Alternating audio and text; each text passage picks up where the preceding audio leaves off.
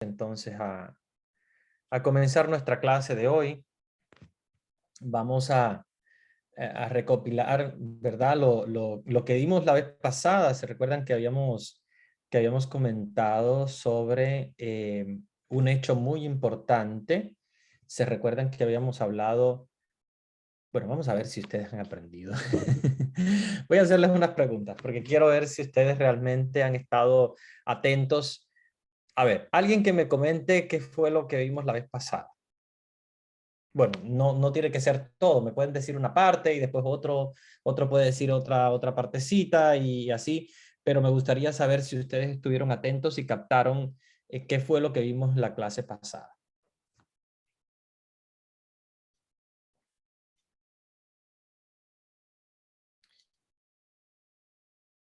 Pueden reactivar su micrófono y pueden participar.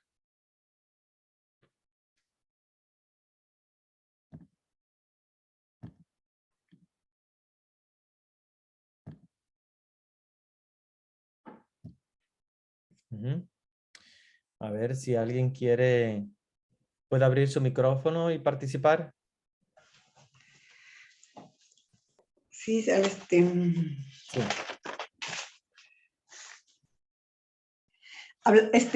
padre, hablamos, buenas noches con Buenas todos. noches. Hablamos de Constantino el Grande. Muy ¿No? bien, muy bien. ¿Quién fue Estaba Constantino el Grande? Sí, dice, cuando hubo una guerra, ¿no? Una guerra y vieron una cruz en el firmamento, ¿no? Muy bien. Eso lo convierte a ser católico. Muy Él bien. hizo muchas reformas en la iglesia, ¿no? El primer emperador que se convierte en católico. Muy bien, muy ¿No? bien. Porque vio en el firmamento el signo de la cruz. Exactamente, exactamente. Muy bien, excelente. ¿Quién más? Ajá. A ver, ¿Qué más decimos? Decimos también, ¿no? Que en la época del Imperio Romano, ¿no? Acontecieron, uno de los acontecimientos es la quema de Roma, ¿no? Con el sí, emperador Nerón. Nerón, muy bien. Nerón, ¿no? Sí, Pero ellos prácticamente los culpaban a los cristianos, ¿no? Es por eso que en esa época de Nerón murió Pedro y Pablo. muy bien, muy bien. ¿No? Hacia los años 64 pidió que, ¿no? Que pegaran, también candela en la ciudad de Roma, ¿no? Ujú. Más, Y Constantino fue el que declaró como religión del imperio la religión católica. Muy bien. Como una religión oficial. Ya. Como una de las religiones oficiales, exacto. Ajá. Es importante diferenciar. Constantino lo que hace es que oficializa la religión cristiana, pero no es la única. Van a haber varias religiones, sobre todo la religión romana, que era muy famosa con los dioses romanos, también como oficial del imperio. Sin embargo, después vamos a ver con Teodosio, que ya Teodosio sí dice, bueno, la religión oficial del imperio es la religión cristiana. Pero Constantino da el primer paso, que es como una de las religiones oficiales del imperio. Eso es un cambio muy grande respecto a los anteriores emperadores. Muy bien, muy bien. Es por eso también que los hermanos separados piensan que Constantino fue el fundador, digamos así, de la religión católica. Sí, de hecho, y es importante que ustedes lo sepan, a Constantino lo llaman muchos el fundador de la religión católica, incluso el creador del cristianismo, sobre todo para parte de los ateos. Los ateos dicen, en realidad Jesús no existió, fue un invento de Constantino. ¿Por qué? Porque antes de Constantino, como la iglesia estaba muy escondida, pues prácticamente de la iglesia se sabe muy poco, bueno, lo que yo les he comentado de los papas y tal, pero como la iglesia ya después de Constantino ya obviamente hace muchas más cosas, para ellos es como si la iglesia de las catacumbas no existiera. Entonces dice, no, existe solamente a partir del año 311, 313, cuando Constantino se convierte, y 313 cuando dicta el edicto de Milán, que es donde da a la religión católica pues la posibilidad de ser religión oficial del imperio.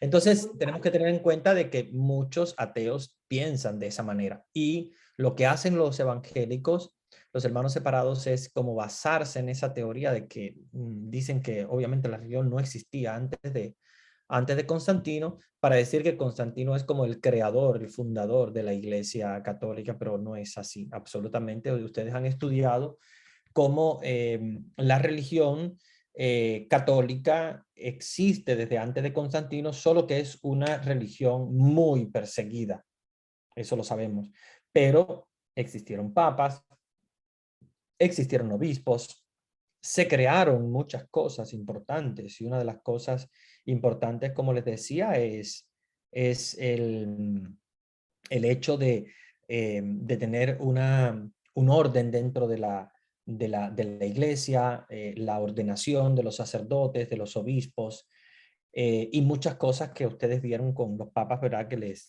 comenté, o sea, Lino, Cleto, Clemente, Evaristo, Alejandro I, Sixto I, Telésforo.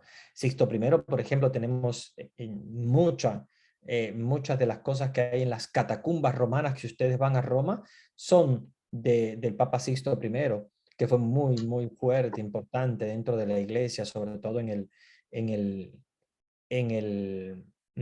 la iglesia de las catacumbas. Solo que al ser una iglesia muy escondida, era una iglesia que obviamente no dejó mucha huella, pero sí hay huellas muy importantes. Hay ejemplos de herejías. Recuérdense cuando hablamos de la herejía de Marcione, hablamos también de la herejía de Arrio. Todas estas cosas existían antes, por lo tanto no tienen ninguna base histórica. Los ateos que dicen que la iglesia comenzó con Constantino no tienen base histórica en lo absoluto. Sin embargo, nosotros sí tenemos todo lo de la quema de Roma con Nerón, y tenemos también los ejemplos que incluso los escritores que hablaron de eso no son cristianos. Por ejemplo, Tácito. Tácito es un escritor romano que escribió la historia de Roma de aquella época y habló de los cristianos. Por eso conocemos todas estas cosas, por la historiografía de Tácito, y no era cristiano. Tácito no era cristiano, era un historiador, era un escritor, y tenemos datos históricos de esa época, gracias a los historiadores de esa época. Por lo tanto, no tienen absolutamente ninguna razón, ni los ateos, mucho menos los evangélicos, porque obviamente ellos se la inventaron esa. Porque si la Iglesia Católica hubiese nacido con Constantino, entonces ¿cuándo nacieron ellos? O sea, absolutamente mucho después. Entonces eso es falso completamente. Muy bien, algo más entonces, a ver, recapitulando lo que vimos la vez pasada. El primer concilio, que fue en Nicea. Muy bien. El primer concilio, que fue en Nicea. Muy bien. ¿No? Y ahí el año 395. Sí. ¿No? Por el problema que hubo con el sacerdote Arrio, ¿no? Exactamente. Que decía que Jesús era creado por el Padre, subordinado a él, ¿no? Exactamente. Entonces el emperador dijo, bueno, eso lo solucionan ustedes. Ahí es cuando se hace el primer concilio, ¿no? Nicea. Nicea en el año 325. Y donde se da el credo niceno. Donde comienza el credo niceno-constantinopolitano, que empieza en Nicea y termina en Constantinopla. En Constantinopla primero. Perfecto. Nicea es del año 325. Termina el 381. 385. 325 es Nicea. El año 325. Termina el 381, ¿no? No, termina en el mismo 325. Empieza el 20 de mayo y termina el 25 de julio del año 325. Siempre Nicea, cuando me refiero a Nicea, ¿eh? Tal vez tú estás confundida con Constantinopla. No es Ay, con el credo, es que ella está hablando. Cuando terminó el credo, que fue Ah, ya, claro, claro. el Sí, que el credo termina con el concilio de concilio de Constantinopla, Constantinopla. que sí es del año 381, año 381. ya, el credo, ¿no? Ajá, el credo y el concilio de Constantinopla. Concilio Ya. de Constantinopla es lo mismo, porque acuérdense que los concilios, los primeros dos concilios fue para construir el credo, porque hasta ese momento no teníamos credo, sí sabíamos en lo que creíamos, pero no estaba plasmado, escrito, y entonces la iglesia se reunió porque dijo, bueno, necesitamos un credo, necesitamos saber en qué creemos. ¿Por qué? Porque viene Arrio ahora y se la inventa de una manera, viene otro y se la inventa de otra, y hay muchas herejías, y para poder defendernos de las herejías tenemos que edificar un credo. Y esto es interesante porque acuérdense que los concilios son el Papa junto con todos los obispos Pues, del mundo, todos los obispos del mundo, para que la fe sea algo unitario, sea de todos. No es que se le ocurrió a fulano de tal o a mengano, no, no, es la iglesia, es la iglesia. Y acuérdense que los obispos son los sucesores de los apóstoles, por lo tanto, es como si los apóstoles se hubiesen reunido para crear el credo. Muy bien, ¿qué más? ahí nos hemos quedado. Y ahí nos hemos quedado. Vamos a hablar entonces del emperador Teodosio, en Teodosio el Grande o Teodosio I, emperador romano. En el año 347, Teodosio hace algo, ¿verdad? Que es también algo muy importante para la fe cristiana, que es declarar la religión católica como la religión oficial del imperio. Hasta ese momento era una de las oficiales, pero también existían otras. Sin embargo, Teodosio decide que la religión oficial del Imperio Romano es el cristianismo, ¿verdad? El cristianismo. Y por lo tanto, se convierte en la religión oficial del imperio. Teodosio era un gran partidario de la doctrina que se llama la doctrina de la consubstancialidad. ¿Qué cosa es esta doctrina? Es la doctrina que se opone al arrianismo. Acuérdense que el arrianismo fue bien fuerte. No solamente un sacerdote que dijo que no, sino fue una doctrina que muchas personas creían. Y por lo tanto se formó allí una discusión muy, muy fuerte que, bueno, obviamente no termina solamente con los concilios de Nicea y de Constantinopla con el credo, sino que eso prosigue, el arrianismo prosigue, o sea, que fue una doctrina muy fuerte en contra de lo que cree la iglesia. La iglesia, sin embargo, para oponerse a esto, construye lo que se llama la doctrina de la consubstancialidad. Consubstancialidad quiere decir que la Santísima Trinidad, o sea, el Padre, el Hijo y el Espíritu Santo son consubstanciales. Una palabra un poquito difícil, pero es porque viene del latín, consubstantialis. Consubstantialis en latín quiere decir que es de la misma sustancia o de la misma esencia. Por lo tanto, Dios, sea Padre, sea Hijo, sea Espíritu Santo, tienen la misma substancia. Cuando dice substancia no quiere decir sustancia química como nosotros lo entendemos, no. Entiéndanlo desde el punto de vista filosófico. La substancia es el ser en sí. Cuando yo digo, por ejemplo, una botella, ¿ok? Yo tengo aquí delante una botella de agua, ustedes no la ven mucho porque, bueno, tengo el filtro del del video, pero bueno, imagínense una botella de agua.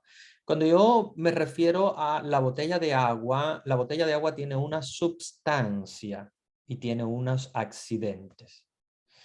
Voy a ir un poquito más profundo filosóficamente. ¿Qué quiere decir la sustancia? La sustancia quiere decir el ser de la botella, el ser en sí de la botella.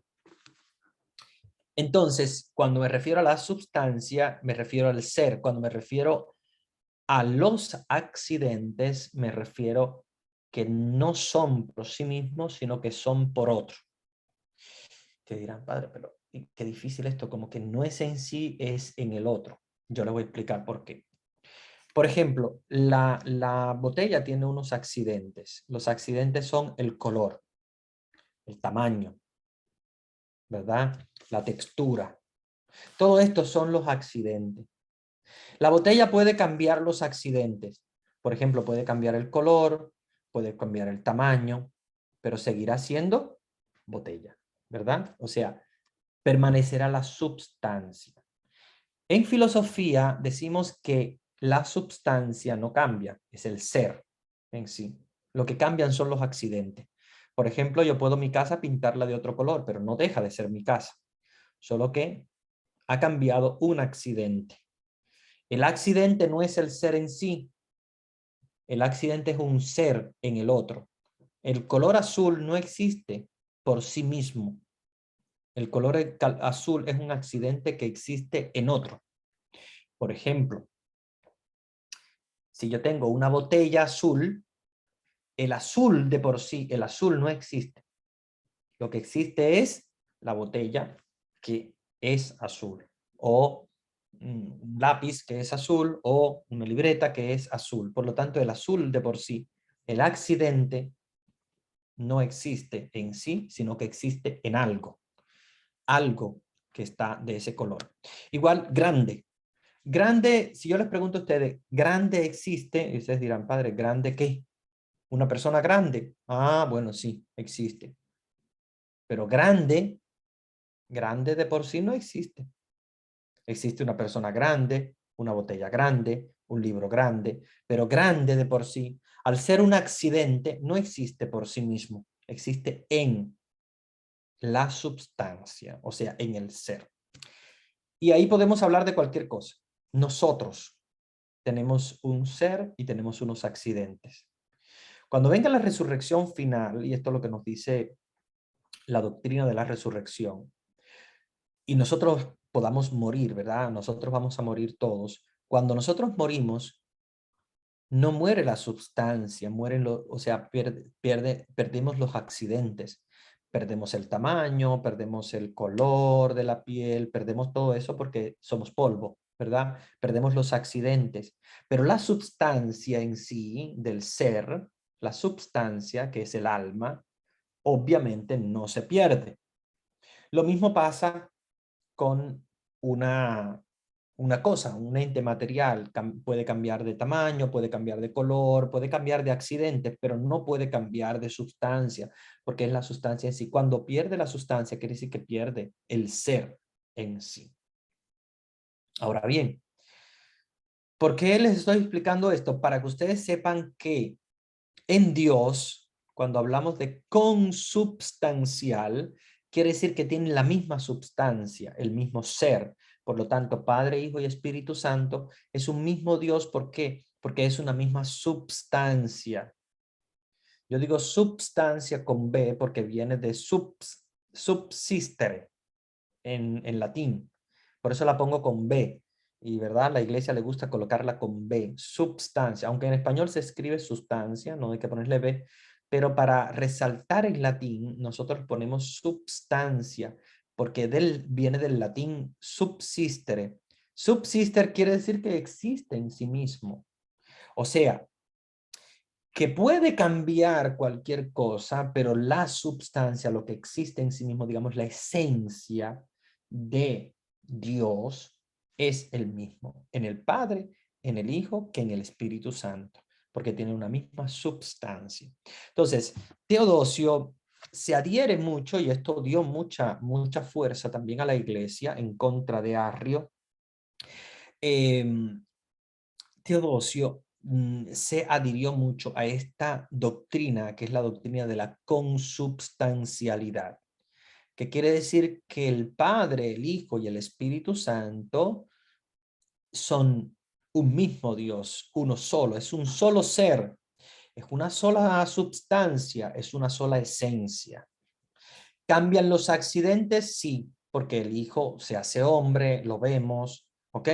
Entonces, pueden cambiar los accidentes, pero no va a cambiar nunca la substancia, como lo mismo que pasa con la botella. Dibujo la botella de azul, bien, pero la botella seguirá siendo botella.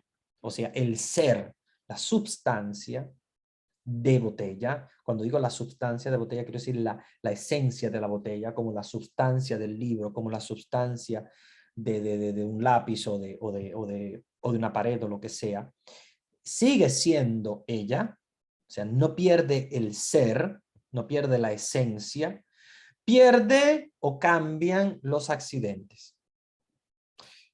Cuando las cosas cambian, se envejecen, cambian los accidentes. Una persona tiene más arrugas, sí, cambian. ¿Qué cosa? Los accidentes. No cambia la sustancia, sigue siendo ella, pero más arrugada. Te colocaste en el sol y te pusiste colorado, cambiaste el color, cambiaste los accidentes, pero sigues siendo tú mismo. No porque te hayas dorado en el sol, ahora cambiaste de ser o eres otra persona, no, eres el mismo. Solamente que cambiaron tus accidentes. Pero tu sustancia, la sustancia tuya, Pedro, María, Juan o quien sea, no cambia. No cambia, sigue siendo la misma. Por eso es que nosotros a la sustancia en el ser humano le llamamos alma. Y en cada ser que existe, la sustancia es la esencia, que es diferente. La esencia del ser humano es el alma. La esencia de otras cosas, de la botella, del lápiz, es el ser de botella, ¿ok? Su ser más íntimo, más profundo, no deja de ser botella, porque pierda sus accidentes, sigue siendo ella. Entonces, lo mismo pasa con el Padre, el Hijo y el Espíritu Santo. Se transforman en el sentido de que obviamente es Dios, pero manifestado en tres personas diferentes. Entonces, cuando nosotros decimos el ser, que es la substancia, es aquello que no cambia en lo absoluto. Y en Dios no cambia el ser. Es lo que es, ¿no? Bien. De aquí viene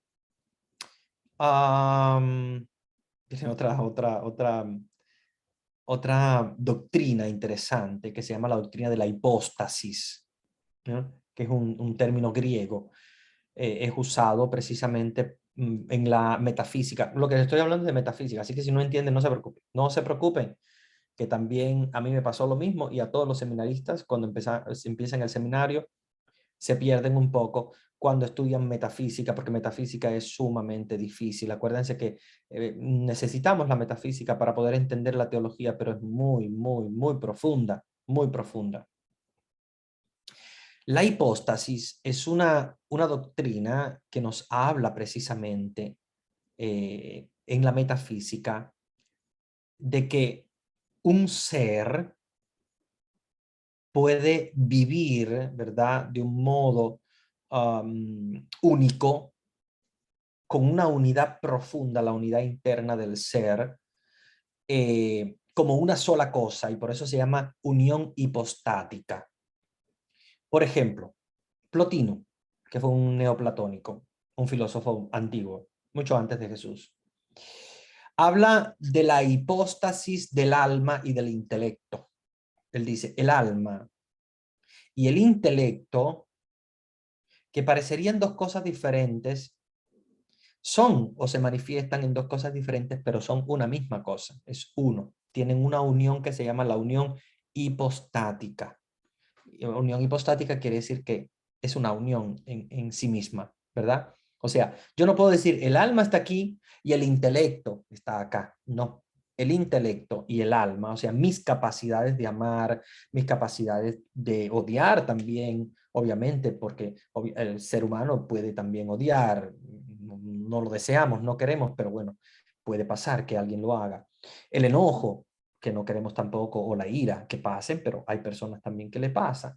Bueno, otras cosas también como positivas, como la compasión sobre alguien. Todo eso que son nuestras emociones, nuestros sentimientos, nuestras pasiones, están en el alma, pero también pertenecen al intelecto, porque es con el intelecto que nosotros amamos y es con el intelecto que nosotros nos acercamos a una persona para amarla, ¿verdad? Amas a tu hijo, amas a tu esposo, tu esposa, amas a tu padre, a tu madre. Esa unión de amor que lo hace el alma, lo hace junto con el intelecto, en una unión que se llama la unión hipostática. La teología cristiana, cuando emplea la palabra persona para referirse a la Santísima Trinidad, queriendo significar una substancia individual o singular, una persona, la persona del Hijo, la persona del Padre, la persona del Espíritu Santo, se refiere a una sustancia individual, singular, ¿verdad? Algo distinto de lo que es la naturaleza o la sustancia llamada usía. O sea, por eso es que en teología es un poco complicado entenderlo y generalmente nos gusta mejor llamar persona. O sea, de la Santísima Trinidad, 3 personas. ¿Ya? 3 personas independientes, en el sentido que obviamente el Padre no es el Hijo no es el Espíritu Santo, pero juntos son una misma sustancia en 3 personas diferentes. Y en esta hipóstasis de una misma esencia inmaterial, es a lo que nosotros llamamos la unión hipostática. O sea,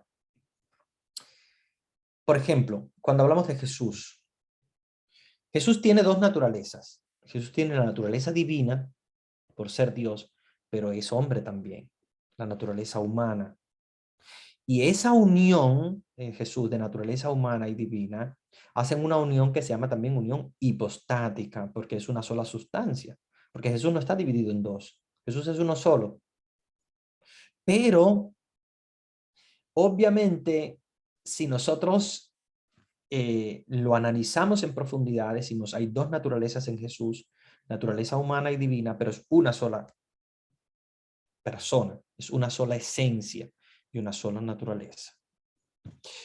Si nosotros, por ejemplo, vamos al prólogo de San Juan, que lo estudiamos en la clase pasada, ¿se recuerdan? En el principio ya existía la palabra, y aquel que es la palabra estaba con Dios y era Dios.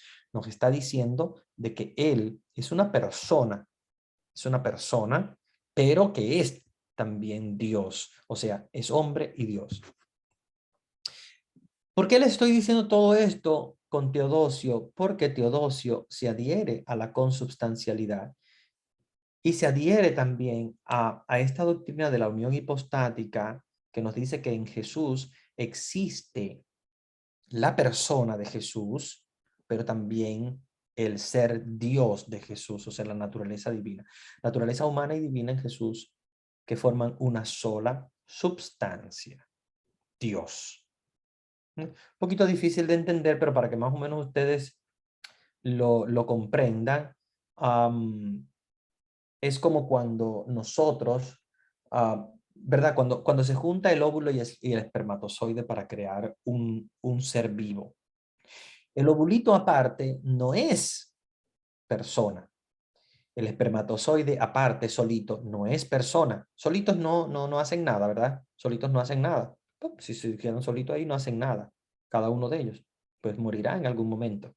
Sin embargo, si se juntan, crean una persona, pero no diferente. No podemos decir que es una persona dividida a la mitad. Lo que pertenece al óvulo y lo que pertenece al espermatozoide, como si estuvieran divididos. No podemos dividirlo. En Jesús pasa lo mismo, más o menos, ¿verdad? Más o menos, para que ustedes entiendan. En Jesús pasa que la naturaleza humana y divina se juntan en un solo ser, indivisible, indivisible. ¿Por qué les estoy diciendo todo esto? Porque después viene un concilio muy interesante, que es el concilio que vamos a estudiar hoy, que es el concilio de Calcedonia.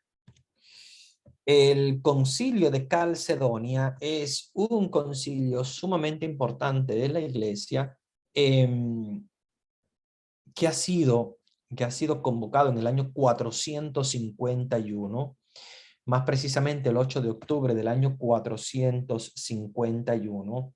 ¿Por qué?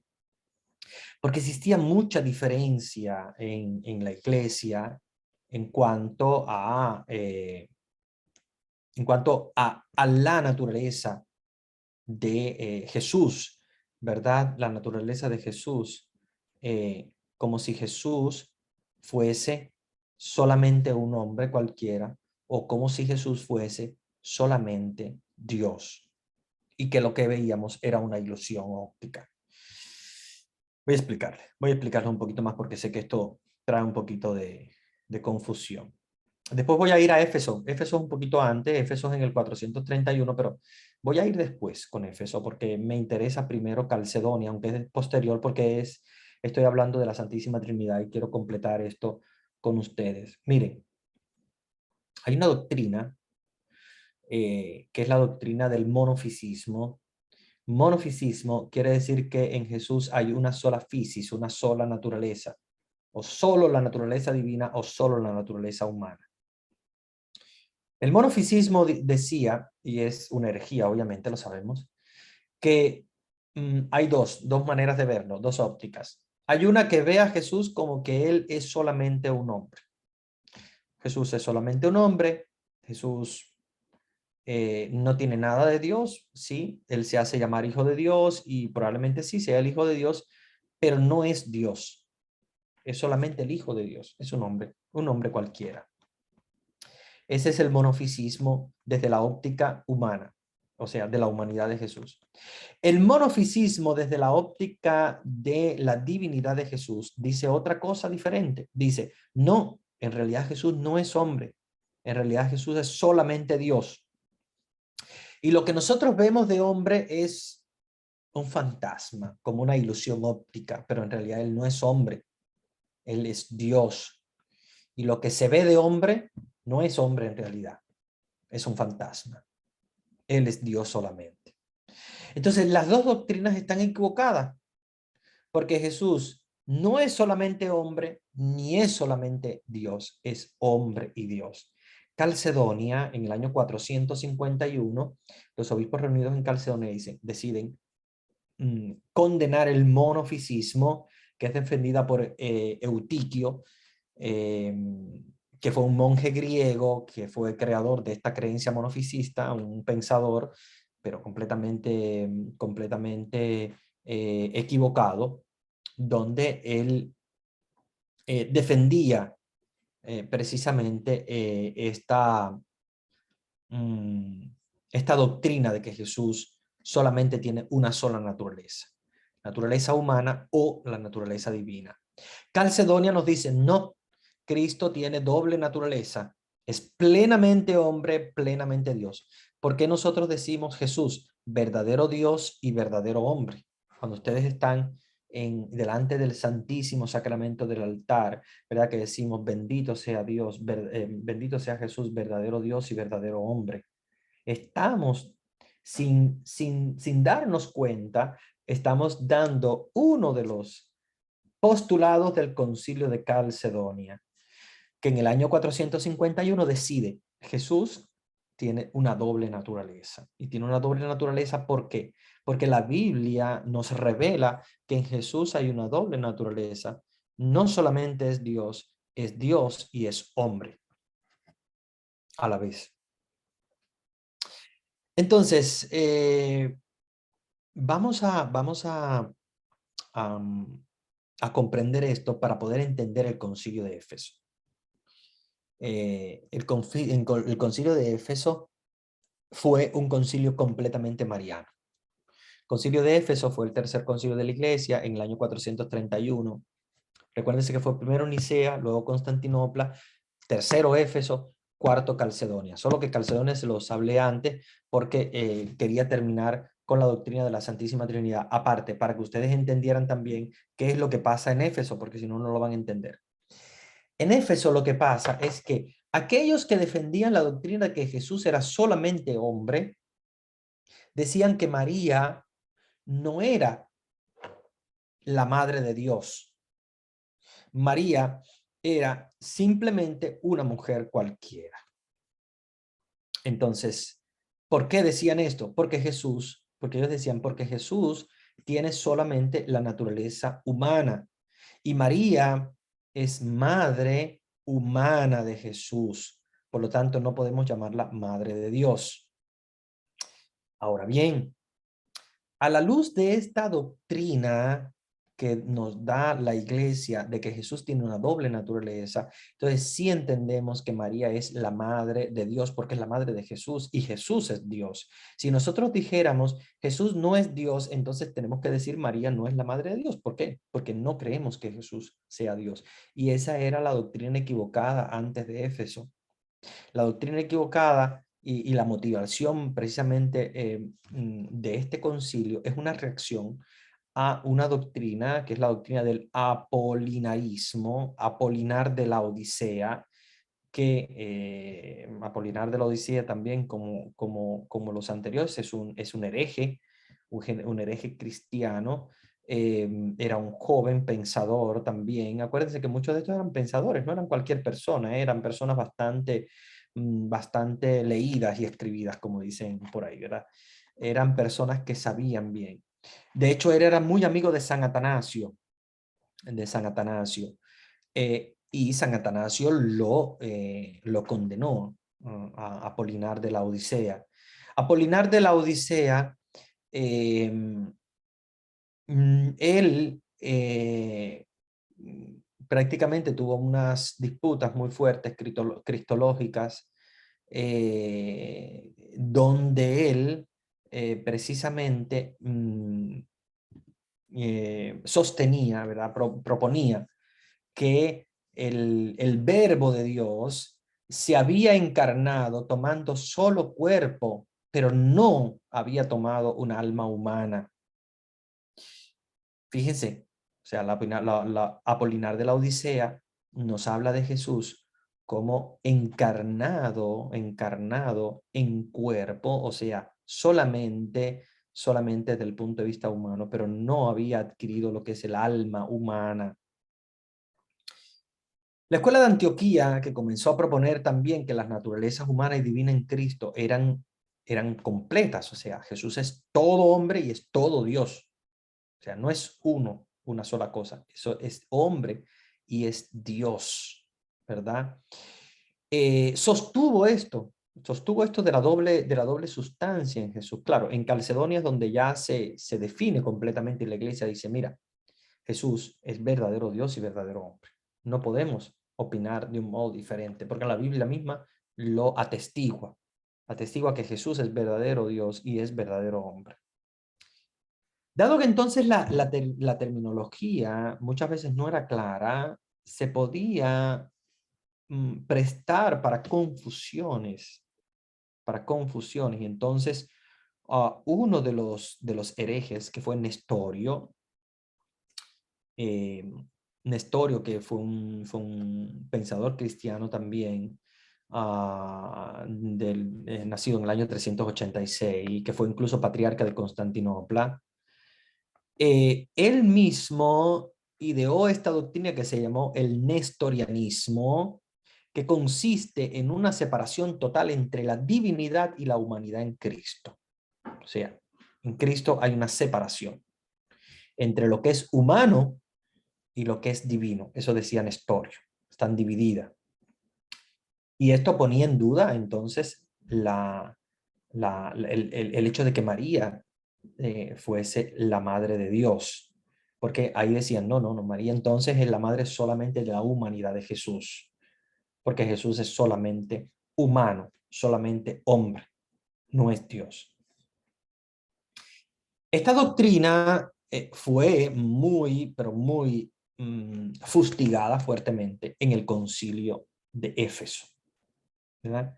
El concilio de Éfeso, donde claramente se ataca a los que creían que Jesús solamente tenía la naturaleza humana, o los que pensaban que Jesús tenía solamente la naturaleza divina, diciendo, no, Jesús tiene doble naturaleza y por lo tanto María es madre de todo Jesús, no solamente de Jesús humano, sino también del Jesús que es Dios, y por lo tanto la llamaremos Madre de Dios. Una palabra que fue importante para el concilio de Éfeso fue la palabra Theotokos. Theotokos. Theos, que es Theos, que en griego quiere decir Dios. Tokos, ¿verdad? Que quiere decir madre. Theotokos. La Theotokos, que es ella, es madre de Dios. Tokos, de Theos, ¿verdad? Theotokos, que quiere decir madre de Dios. Y la iglesia la propuso precisamente como la madre de Dios, por ser la madre de Cristo, por ser la madre de nuestro Salvador. Esta declaración cristológica fue muy, muy importante para toda la iglesia. Acuérdense que la iglesia todavía estaba unida. No podemos hablar de la iglesia separada como la iglesia oriental y la iglesia occidental, que después hubo una separación. No, hasta ahora todos los concilios, la iglesia cristiana era una sola, católica, apostólica. Lo de romana viene después, pero la iglesia católica y apostólica era una sola, y una sola edificó, digamos así, o construyó el credo en Nicea y en Constantinopla. Defendió la divinidad, la maternidad divina de María, o sea que María es madre de la divinidad de Jesús también, y madre de Dios. Defendió la maternidad divina de María. Por lo tanto, María es madre de Dios. Y defendió en Calcedonia la doble naturaleza de Jesús. Jesús es hombre, pero también es Dios. No deja de ser Dios para convertirse en hombre, no deja de ser hombre, obviamente, viviendo sobre la tierra, porque es verdadero hombre. Bien, bueno, hasta aquí han entendido, creo que es algo muy importante, ¿verdad? Que entendamos esta parte de las herejías de la época antigua y cómo la iglesia a través de los concilios, ¿verdad? Logra construir la fe. Sé que están un poquito calladitos. Están un poquito calladitos, pero yo quiero ahora que podamos intervenir un poco. Vamos a intervenir porque yo sé que están en silencio y no me gusta el silencio. Quiero que intervengan. A ver, ¿algún comentario o algo que tengan hasta ahora? Si quieren pueden abrir su micrófono y pueden participar.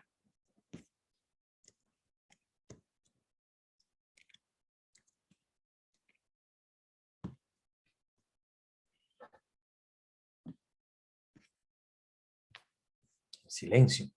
Ese silencio quiere decir que o han entendido todo y no tienen dudas, o no han entendido nada y están en silencio. A ver.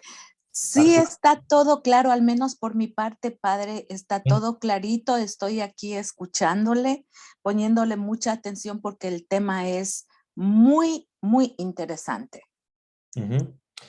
Entonces, ¿podemos decir para ti que María es madre de Dios o tenemos que decir que María, si por ejemplo alguien te dice, a ver, un evangélico te dice, no, pero ustedes le dicen a María que es la madre de Dios, pero María no es la madre de Dios.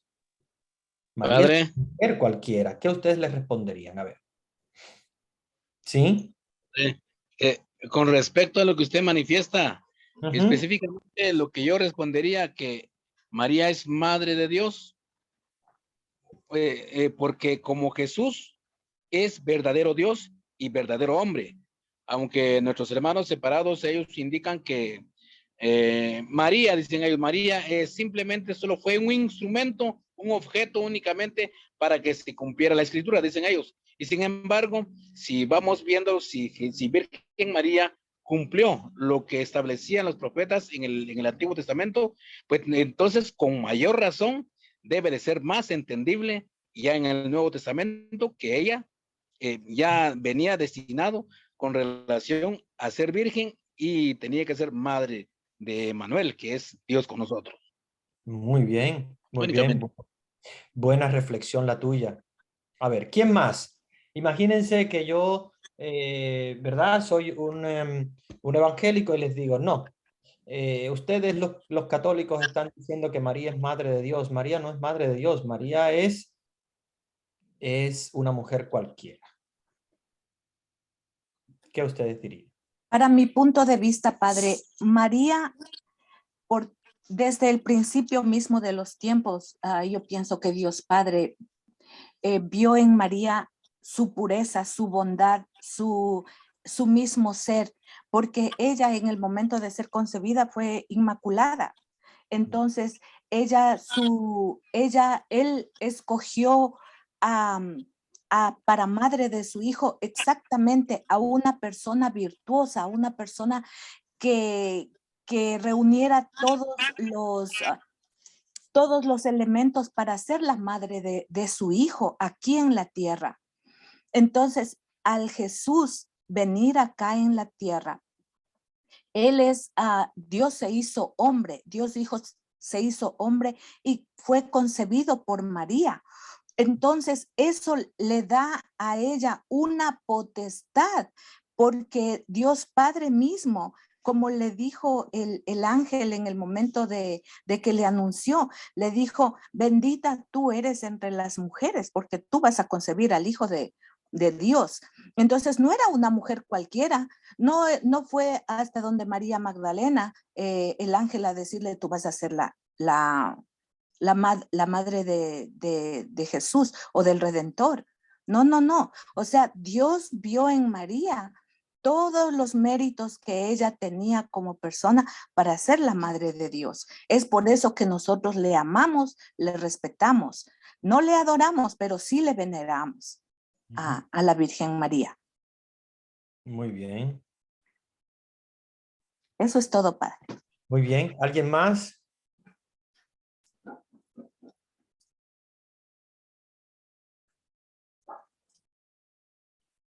En realidad, para mi entendimiento, ya no fue que ella estuvo aparte, sino que desde un principio Dios la hizo, la preparó para que fuera la madre de Jesús, su hijo.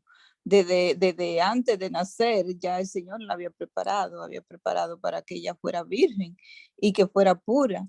Por eso no fue una mujer cualquiera, sino ella fue preparada por Dios para que naciera su hijo de ella. Muy bien. Yo le diría, la primera cosa que le diría al evangélico que me diga eso, lo primero es preguntarle. Según tú, según para ti, evangélico, Jesús, ¿qué naturaleza tiene? ¿Tiene naturaleza humana o tiene naturaleza divina? Entonces lo dejo que piense. Si me dice, tiene naturaleza humana, le voy a decir, entonces estás diciendo que él no es Dios. Ah, no, sí, tiene naturaleza divina. Ah, si me estás diciendo que tiene naturaleza divina, María es la madre de esa persona que tiene naturaleza divina. Una pregunta yo le haría. Para ti, ¿qué piensas? ¿Jesús dejó de ser Dios cuando se encarnó en el seno de María? ¿Dejó de ser Dios? O sea, ¿fue simplemente un hombre cualquiera? No, Jesús es Dios. Ah, entonces si Jesús es Dios, en el vientre de María, en el momento de la concepción, entonces ella es la madre de Dios. No, es diferente porque Dios Padre... Ah, espérate. Entonces, ¿Dios Hijo no es Dios? Ah, no, sí, también Él es Dios. Ah, porque si Él es Dios, Él fue el que se encarnó en el seno de la Virgen María, con su doble naturaleza, naturaleza humana y naturaleza divina. Y si él tiene doble naturaleza, María no solamente es madre de la naturaleza humana de Jesús, sino de su naturaleza divina, porque en Jesús no podemos absolutamente dividir las dobles naturalezas, porque Jesús desde el momento de la encarnación, él no dejó de ser Dios, siguió siendo Dios, su naturaleza divina, pero adquirió una naturaleza nueva, que es la naturaleza humana. Entonces, Jesús, con su doble naturaleza, nos ayuda a reflexionar de que María es madre de esa doble naturaleza de Jesús. Y ahí lo vamos a dejar pensar. Y vamos a dejar que entre en el corazón de esta persona el pensamiento de la doble naturaleza de Jesús, que ellos no lo saben, no lo conocen, y que ellos tienen que entenderlo, que fue algo, porque obviamente, acuérdense que la iglesia evangélica no existía en esta época, solamente existía la iglesia católica, que después vamos a ver cuando hablemos de la división de la iglesia ortodoxa, pero existía la iglesia ortodoxa, la iglesia católica, era una misma iglesia, era la iglesia que existía. Ellos no existían, por eso ellos no tienen ninguna historicidad de nada de Calcedonia, nada de Éfeso, nada de estos concilios donde se definió la doctrina de la maternidad divina de María, la Theotokos. Inclusive le puedo preguntar, ¿sabes qué cosa es Theotokos? No sé. Theotokos quiere decir madre de Dios en griego. Y eso fue lo que decidieron, ¿verdad? En la iglesia, en el concilio de Éfeso en el año 431. Y allí se definió que María es madre también de Dios. Cuando nos referimos a madre de Dios es que ellos están pensando, pero es que ella creó entonces a Dios porque es la madre de Dios. No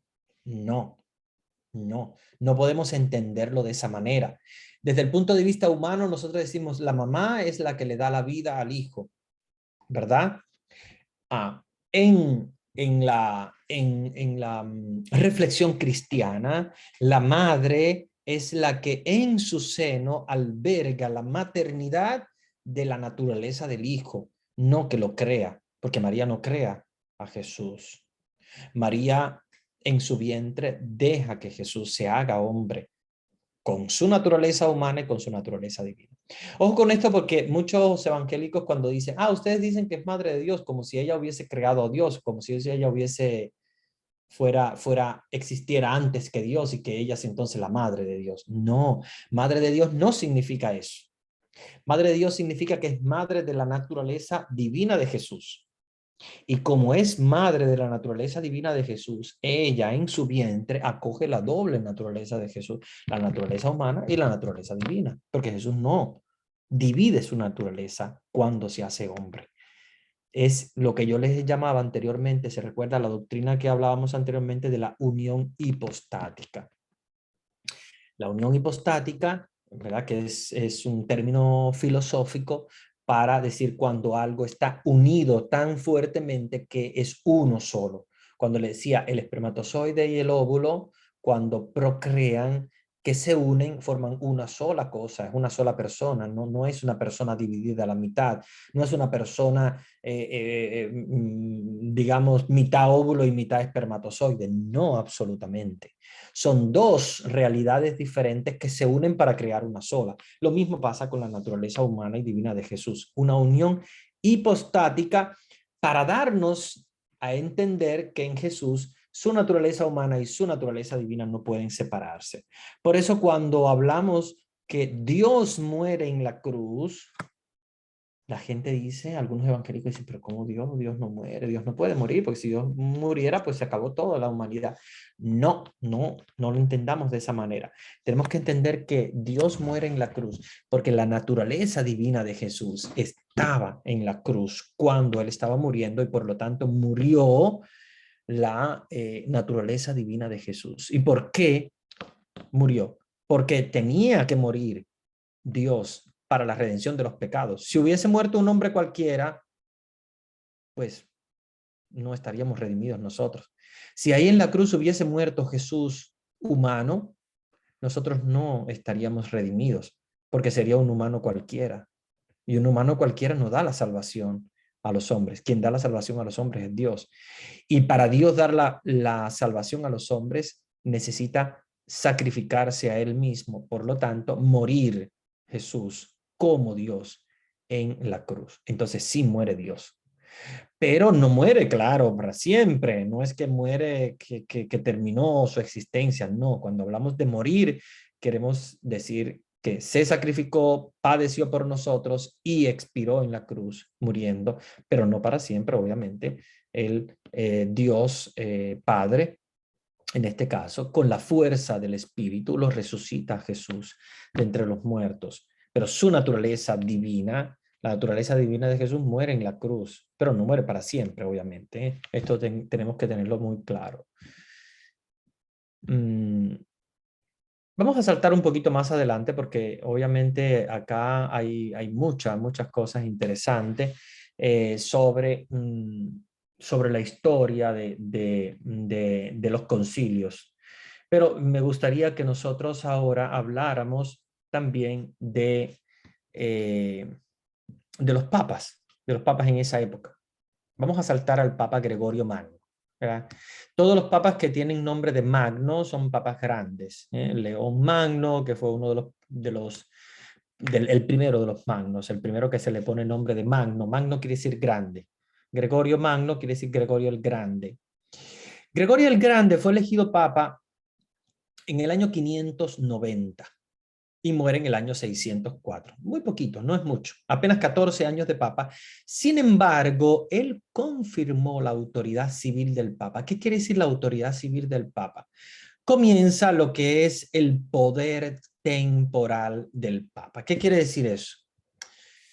Es algo que es un poquito, digamos, una de nuestras manchas negras, digamos así, de la iglesia. Porque el Papa tiene autoridad espiritual, no debe tener autoridad civil. Sin embargo, con Gregorio Magno inicia el poder civil del Papa. Algo que va a terminar con Pío IX, con la firma de los tratados lateranenses, pero no le voy a hablar ahora de Pío IX porque Pío IX es en los años 1800. Pero el Papa se convirtió, acuérdense que el Imperio Romano cae, se debilita muchísimo. De hecho, León Magno es uno de los que ayuda al imperio a no terminar, porque fue un imperio muy desgastante por la lucha contra los bárbaros. Gregorio Magno confirmó la autoridad del Papa como, no es como un emperador, pero casi como lo era el emperador. Solo que no es como el emperador porque no tiene un imperio muy grande, pero sí tenía a su cargo Roma y sus alrededores, lo que hoy llamamos el Lacio, o sea, lo que es la parte del Lacio, ¿verdad? De ahí donde viene el latín del Lacio, del latín, la lengua viene de allí, que es prácticamente los alrededores de Roma, de la Roma más otras ciudades que son circundantes con ella. ¿Por qué el Papa se convierte en, digamos, como en un rey, con un poderío también terrenal? No lo queremos, como les decía, es una leyenda un poquito negra que no nos gusta, porque el Papa no tiene que tener un poder temporal, tiene que tener un poder solamente espiritual, no debe tener un poder, digamos, como les decía, temporal, digamos como si fuera un rey, sino que debe ser el líder espiritual. Pero Gregorio el Magno, Gregorio Grande, asume este reto porque el imperio no tenía ningún liderazgo. Y obviamente, no solo la iglesia, también la gente, o sea, la ciudad de Roma y las ciudades circundantes necesitaban un jefe. Porque al caer el imperio romano y las ciudades al quedar despojadas de autoridad se necesitaba un jefe. Bueno, pues Gregorio Magno se convierte en este líder muy importante. Y una de las cosas que hace Gregorio Magno es que Roma padeció una de las, digamos, de las pandemias más grandes de esa época. Nosotros ahora estamos con la pandemia del coronavirus, pero no es tan fuerte. La pandemia más fuerte de Roma fue la peste, que ustedes saben que los apestados morían y morían en las calles y no se podía ni siquiera enterrar porque la peste era contagiosa. Lo mismo que pasó, ¿verdad?, al inicio de la pandemia del coronavirus, solo que ahora tenemos más recursos, vacunas y tal, pero en aquella época, imagínense, era terrible. Entonces, con la peste, ellos lo que llevaban era como una especie de, nosotros usamos la mascarilla hoy, pero en aquella época usaban unas telas que se tapaban completamente la boca y la nariz y de esa manera podían atender a los apestados y algunos de ellos pues los tenían que enterrar porque morían.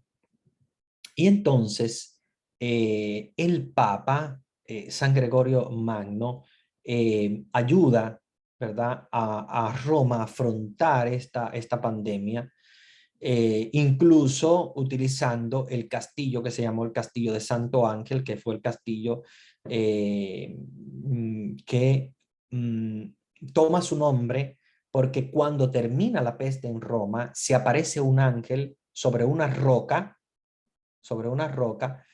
y que después se llamó entonces a ese lugar el Castillo Santo Ángel. Se construyó un castillo que está cerca del Vaticano para defenderse, ¿verdad? Como una especie de muralla. Recuerden, las ciudades en las cuales ustedes viven, no sé, si ustedes viven en grandes ciudades, seguramente son ciudades con murallas o tienen, de alguna manera, tienen castillos, ¿verdad?, que eran los que se usaban para defender la ciudad. Entonces se construyó el Castillo Santo Ángel por la aparición de ese ángel sobre la roca después de la peste. Y este papa instituye ya en el año 590, fíjense, instituye el canto que se llamó canto gregoriano por el canto del papa, porque el papa San Gregorio fue el que comenzó esto.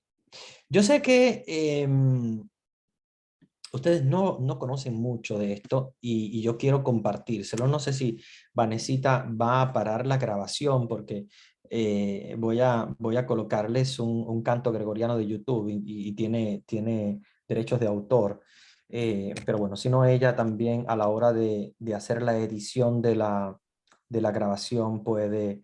Yo lo paro cuando usted empiece. Perfecto, Vanesita. Porque quiero que ustedes escuchen el canto gregoriano. Fíjense que es de esta época, desde el año 590. Solamente vamos a escuchar un pedacito, porque es solo para que ustedes escuchen el canto gregoriano, que fue precisamente el fundador, fue el Papa Gregorio Magno, y cómo precisamente este canto gregoriano todavía permanece en la actualidad. Las misas del Papa, todas son con canto gregoriano. Nada más nosotros en América Latina que hacemos cantos un poco diferentes, más como diríamos, más, más carismáticos, más, ¿no?, con nuestra lengua. Pero el canto en latín, que es el canto gregoriano, es el canto oficial de la Iglesia desde el Papa San Gregorio Magno hasta la actualidad. Si ustedes van al Vaticano, ustedes no van a escuchar otro tipo de canto, van a escuchar solamente el canto gregoriano, desde el canto de entrada hasta la salida. Van a escuchar el canto gregoriano porque es el canto oficial de la Iglesia. Y cuando ustedes van a Roma y entran en esas basílicas con ese canto gregoriano de los monjes, es hermoso, es hermoso, es hermoso. Canto gregoriano. A mí me gusta el canto gregoriano de los monjes, pero más me gusta todavía el canto gregoriano de los niños del coro de la Capilla Sixtina, que es el coro del Papa. Máximo Palombela, que fue un maestro mío, excelente maestro de sacramentología y de música cristiana, él es el que el Papa ha elegido ahora para ser el maestro de ceremonia, no el maestro de ceremonia, perdón, el maestro del coro es el maestro del coro de la Capilla Sixtina, que es el coro del Papa, que es el coro más antiguo de la historia del mundo. Es un coro medieval, es un coro sumamente antiguo, compuesto solamente por hombres, porque precisamente esa es la tradición, que antiguamente eran solamente voces de hombres, pero combinan todos los tonos, porque hay niños y hay adultos, y por lo tanto combinan todos los tonos, ¿verdad? También los tonos de las mujeres, porque están los niños que tienen tonos más bajos y tienen tonos de hombres que son tonos más altos. Es un coro sumamente hermoso.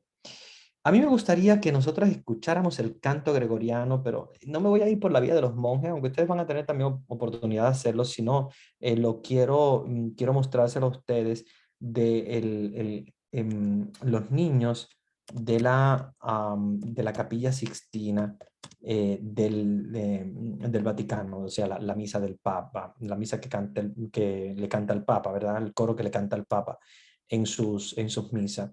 Vamos a escuchar. Quiero buscar algo de los niños. Yo lo tengo grabado porque yo estuve en varias ocasiones con ellos. Mi profesor Máximo Palombela nos invitaba y lo tengo grabado, pero no es una grabación muy buena en el teléfono y creo que lo tengo también en mi cuenta de Facebook, pero de YouTube va a ser mejor, va a ser mucho mejor. En italiano es Capella Sistina, por eso lo voy a buscar así. A ver si encuentro uno de los cantos de ellos, porque no es fácil encontrarlo, es un poco... este es Tu es Petrus. Miren, esta canción que se llama Tu es Petrus, que quiere decir Tú eres Pedro, es de Máximo Palombela, probablemente lo van a encontrar allí a él, que él canta, pero este es el coro completo, aquí están todos, están los niños y están también los adultos. Yo quería ver si encontraba... mira, aquí están... No, aquí están también los niños y los adultos.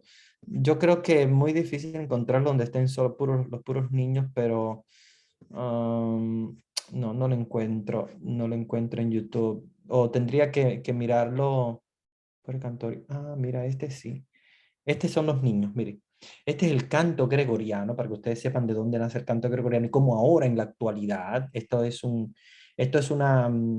esto es de hace prácticamente inscribirse a estas noticias son muy interesantes. Pero bueno, lo que les comentaba era del canto gregoriano. Así surge el canto gregoriano. Este es el coro más antiguo, pero hay coros de monjes también que son, digamos, con una tónica un poco diferente. La tónica de los monjes es un poco más, digamos, que un poquito más rústica, menos musical. O sea, este coro del Papa es mucho más musical. El de los monjes más al estilo antiguo, del gregoriano antiguo, por lo tanto también hermoso, hermosísimo, súper antiguo. A mí me encantan, yo siempre pongo porque hay de Navidad, hay de muchísimas cosas. Obvio, no se entiende, si uno no conoce el latín, la persona que no conoce el latín no sabe lo que se está diciendo, pero es una música que te eleva, es una música que eleva el alma. Y entonces yo la recomiendo mucho, la música gregoriana, sobre todo cuando hay personas, por ejemplo, que están pasando por una situación difícil o personas que están viviendo momentos de ansiedad. Esto calma de una manera tremenda. O sea, es como que te entra en el alma y te purifica. Por eso el canto gregoriano yo lo aconsejo mucho. Yo le aconsejo que el canto gregoriano lo tengan en sus casas. Ahí lo pueden poner en YouTube. O sea, ustedes ponen en YouTube canto gregoriano y lo que les sale es una millonada de cantos. Entonces, colóquenlo y vayan escuchando el canto gregoriano. Hay monjes que cantan cantos mucho más conocidos, por ejemplo, como el Veni Creator Spirito, que quiere decir ven Espíritu Creador, o por ejemplo el Tantum Ergo, que es el que se cantaba para adorar, o se canta todavía en la actualidad o sea, que lo cantamos para adorar el Santísimo Sacramento del altar, que quiere decir toda lengua cante al Santísimo Sacramento, etc. Y bueno, pues hay muchos, el Te Deum, que se cantaba el 31 de diciembre para el 1 de enero, o sea, para dar gracias a Dios. Te Deum laudamus, que quiere decir, o sea, te agradecemos, Dios, por todo el año que hemos vivido. Hay muchos cantos gregorianos muy hermosos. Entonces yo recomiendo siempre el canto gregoriano porque creo que el Papa Gregorio nos ha dejado esto como herencia muy importante. Bien, entonces, bueno, junto con el Papa Gregorio Magno, digamos así, de la misma época que él, o sea, parecido, digamos, de la misma, no en los mismos años, pero un poquito después, pero siempre de la misma, del mismo siglo, vienen otros papas también muy importantes. Recordemos también que viene el Papa Bonifacio V, que en su pontificado Mahoma comienza sus sermones. Recuérdense que Mahoma viene a fundar la religión del islamismo. ¿Okay? Que el islamismo, como ustedes saben, tiene su fundación es una religión abrahámica también, con Abraham como padre de la fe, pero Mahoma, que es el profeta de Alá, como él se hace llamar, fue de esta época, de la época del Papa Bonifacio V, que fue en torno al año 620 después de Cristo. Recuérdense que Mahoma es después de Cristo, ¿ok? Y después vienen también unos acontecimientos importantes de la iglesia, pero no quiero continuar porque ya vamos a entrar en una época bastante interesante de la historia de la iglesia y no quiero empezarla ahora porque sé que me voy a quedar a mitad. Voy ahora a responder algunas preguntas o a dialogar sobre esto y ya entonces para la próxima clase entonces ya les voy a encomendar otro tema y obviamente si ustedes pueden leerlo, pues mejor todavía. Pero bueno, primero quiero que respondamos a algunas preguntas. Veo que hay algún comentario en el chat, pero es un mensaje directo a mí, a ver si lo puedo compartir con ustedes. Ok, una de las preguntas que me hacen, una pregunta directa, pero creo que es importante también que ustedes la tengan en cuenta, dice, buenas noches, padre, es que de que María es la Madre de Dios está claro, pero eso de la Inmaculada Concepción, ¿puede darnos una explicación? Miren, la Inmaculada Concepción es un dogma de Pío IX. Por lo tanto, no está en la iglesia desde el principio. El dogma de la Inmaculada Concepción no está desde el principio. Es de Pío IX, pero es un dogma, es una creencia de la iglesia. ¿Y por qué creemos que María es inmaculada? O sea, yo me estoy adelantando porque obviamente esto de la época de Pío IX, estamos hablando de los años 1800, y no es de ahora. Ya les digo, la iglesia pasó 1800 años en el cual no se hablaba nunca de Inmaculada, sino solamente de Theotokos, o sea, de Madre de Dios. Sin embargo, esta revelación al Papa Pío IX fue muy interesante porque el Papa Pío IX nos da esta revelación de María como Inmaculada y nos convence de que obviamente es algo muy importante. ¿Por qué? Porque María, antes que nada, cuando el ángel se aparece, le dice llena de gracia. O sea, la llama prácticamente inmaculada. Inmácula quiere decir que no tiene mácula, que no tiene mancha ninguna. Y cuando dice llena de gracia es, como yo les he dicho en griego, que charitomene, que quiere decir repleta de gracia, que no hay nada que no sea gracia, solamente gracia en ella. Esto hace pensar a la iglesia que si el ángel la ha llamado completa, llena de gracia, pues obviamente Dios tiene que haberla preparado para este momento. O sea, Dios la ha preparado. Y si Dios la ha preparado para este momento, Dios la liberó completamente del pecado. O sea, por la parte del saludo del ángel ya tenemos una prueba de que María es inmaculada, porque el ángel la llama inmaculada, o sea, la llama quejaritomene. Quejaritomene es lo mismo que inmaculada, es que no tiene mancha, que está completamente limpia de pecado. Ahora bien, otro dato importante es que el Hijo de Dios no puede absolutamente nacer en un vientre donde ha habido ya pecado, porque absolutamente sería contradictorio a su naturaleza divina. Ven, como hablábamos anteriormente que María es la madre de Dios, es porque María también ha sido preservada del pecado. ¿Por qué? Porque si entra Dios en ella, no puede haber pecado. Fíjense que Dios está entrando en un vientre que él mismo se ha preparado, que él mismo se ha como limpiado, digamos así, con su gracia. Porque acuérdense que Jesús trae una gracia, que es la gracia salvífica. Y cuando Jesús entra en el vientre de María, no puede haber pecado, absolutamente. Ni el antes ni en el después. ¿Por qué? Porque él marca dentro de María como un espacio. Ese es su espacio, el espacio de Cristo. Por lo tanto, si María, y acuérdense que María es madre en su totalidad, no solamente en el vientre, no solamente ahí en el lugar donde Jesús se hace carne, sino toda María, toda María llena de gracia, como el ángel la llama. Por lo tanto, Jesús, para poder entrar, Dios y el Espíritu Santo, obviamente Dios Padre y el Espíritu Santo, preparan el lugar del nacimiento de Jesús.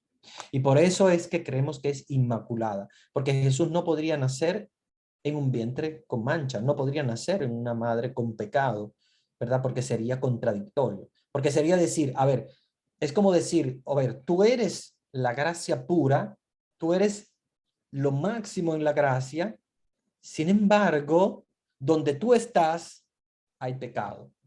Sería contradictorio completamente, ¿verdad? Entonces, no puede haber absolutamente pecado allí donde va Jesús, porque Jesús inunda completamente con su gracia.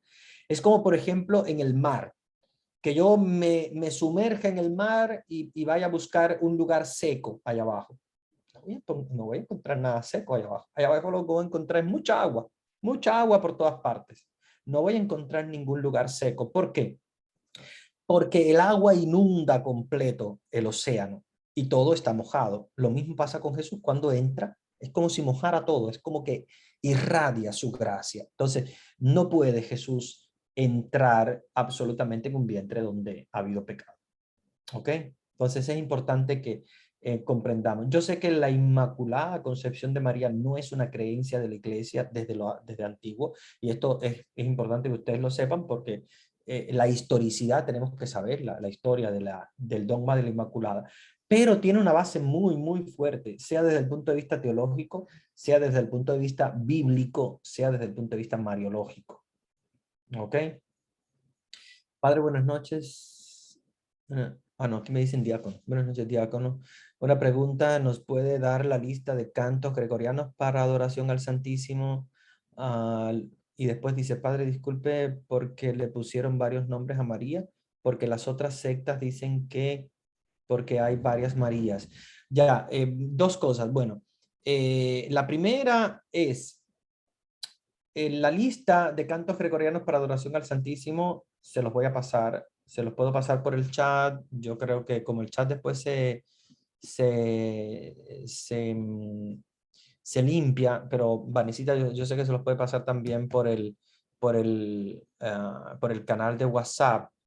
Pero cantos gregorianos a adoración al Santísimo hay muchos. Voy a ver si puedo buscarles ¿cómo se dice eso en YouTube? Como eso tiene su nombre, como un grupo de videos, ¿no? Para que ustedes puedan tener varios cantos de adoración al Santísimo. Y lo otro, pues te voy a ir respondiendo lo de los nombres de María. Mira, yo sé que trae confusión el hecho de que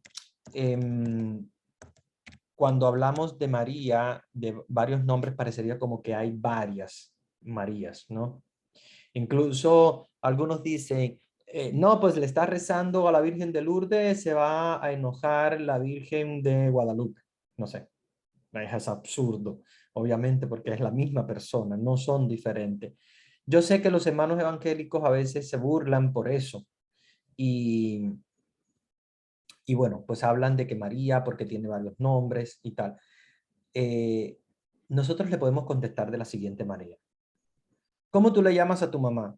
Ah, no, yo le llamo mami. ¿Y tu hermano cómo le llama? Ah, mi hermano le llama Mima. Ah, pero ¿y tu abuela cómo le llama? Ah, mi abuela le llama hija, porque es su hija. Eh, ¿Y tu tío cómo la llama? A él le llama hermana, porque es su hermana. Ah, pero ¿y la vecina cómo le llama? Ah, la vecina la llama María, o la llama Susana. Pero su amiga más íntima, ¿cómo la llama? Ah, la llama Susi. Y tú dices, pero ¿cómo es que tu mamá tiene tantos nombres? Hermana, hija, madre, Susi, Susana, y todos esos nombres como si fueran diferentes personas. No, no, es la misma persona, solo que cada quien la llama de diferente manera. Ah, lo mismo. Lo mismo que pasa con María. Así nosotros le podemos explicar a los hermanos separados. Lo mismo pasa con María. Ya ves, si a tu mamá la gente la llama de muchísimas maneras y tendrá amigas que le dicen chuchi o que la llaman de cualquier manera. ¿Y por qué? Porque cada quien le da un nombre porque es su forma de manifestar el cariño. La mejor amiga la llama Susi porque es una manera de decirle Susi, como de cariño. Pero tú no le dices Susi porque tú eres el hijo y tú le dices mami.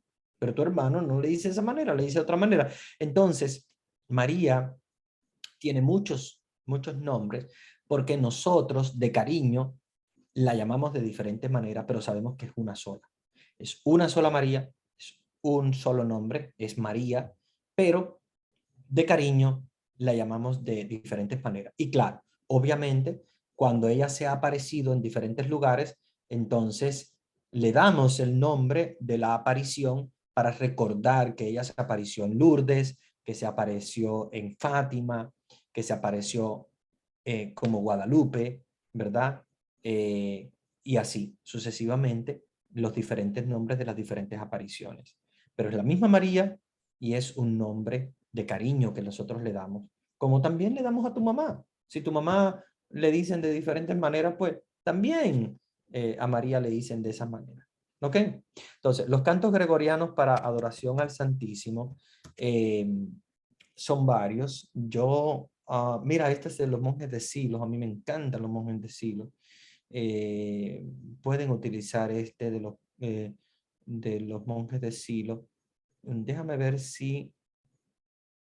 pero mira, este tiene 46 minutos. Este es bastante largo. A mí me encantan los monjes de Silos.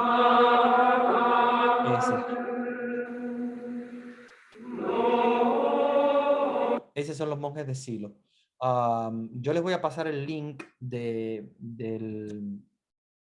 los cantos gregorianos de los monjes de Silos. Se lo voy a pasar aquí por el chat. Y Vanesita, tú si quieres puedes copiarlo y después se los pasas a ellos por WhatsApp para que también lo tengan allá, porque yo sé que ahora cuando terminemos la reunión ese chat se borra y tal vez pierdan el link. Cuando hagan adoración al Santísimo, estos monjes, a mí me encantan los monjes de Silos.